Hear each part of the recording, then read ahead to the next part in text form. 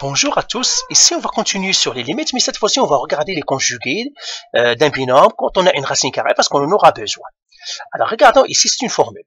Quand j'ai racine carrée de A plus racine carrée de B, son conjugué c'est racine carrée de A moins racine carrée de B, et puis si j'ai un moins ça devient un plus. Le conjugué c'est tout simplement on change le signe entre les deux termes.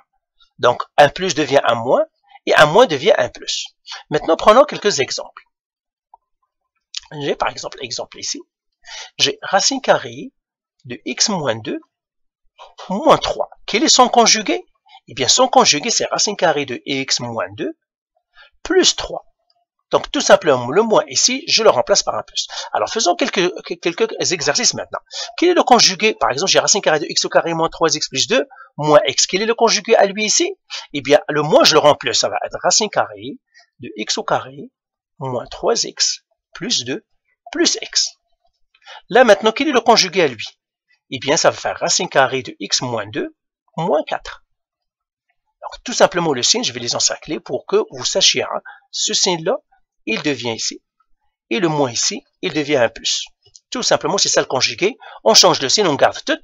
Donc là, par exemple, quel est le conjugué de ça? Eh bien, j'aurai la racine carrée de 2x plus 3. Puisque c'est un moins, ça va devenir un plus, racine carrée de 4x moins 1. Et pour celle-là, quel est son conjugué? Eh bien, ça va faire racine carrée de x plus 5. Donc, voilà la question du conjugué. C'est très important pour la suite, ce que nous allons faire.